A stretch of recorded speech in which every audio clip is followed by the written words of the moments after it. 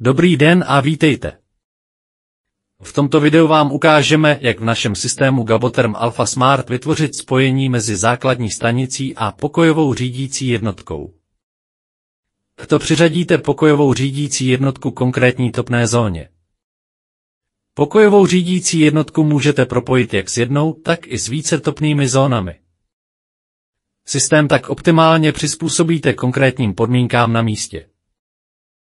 Před samotným párováním si proto rozmyslete, zda chcete pokojovou řídící jednotku propojit s jednou nebo rovnou s více topnými zónami. Dodatečné přiřazení je samozřejmě také možné. Výhodou přiřazení více topných zón jednomu ovládacímu zařízení je to, že můžete velké místnosti s více zónami ovládat centrálně. Samozřejmě však můžete také každé řídící jednotce přiřadit pouze jednu zónu. Přesně tak, jak to nejlépe odpovídá konkrétním podmínkám. Chcete-li zahájit párovací režim, podržte tlačítko s nápisem Pairing přibližně 3 sekundy. LED dioda nad tímto tlačítkem začne blikat. Nyní jste v režimu párování. LED diody všech topných zón, které jsou k dispozici pro párování, blikají pomalu, zatímco LED diody již z párovaných zón svítí trvale. Stisknutím tlačítka Pairing vyberte požadovanou topnou zónu. V našem příkladu je to topná zóna 3. LED dioda vybrané zóny začne rychle blikat. Potvrďte výběr stisknutím tlačítka Clear. LED dioda vybrané topné zóny nyní svítí trvale. Pokud chcete vybrat další zónu, můžete tak učinit opětovným stisknutím tlačítka Pairing. Na závěr potvrďte výběr tlačítkem Clear.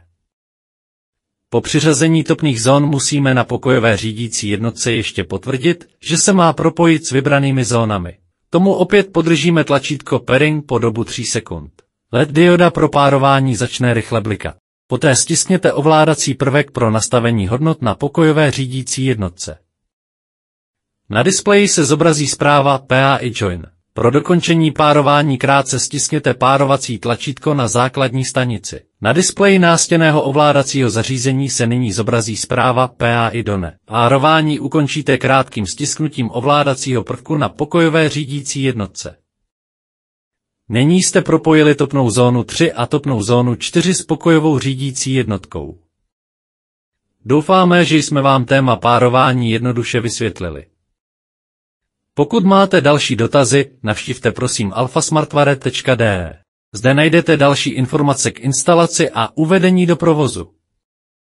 Děkujeme za zhlédnutí.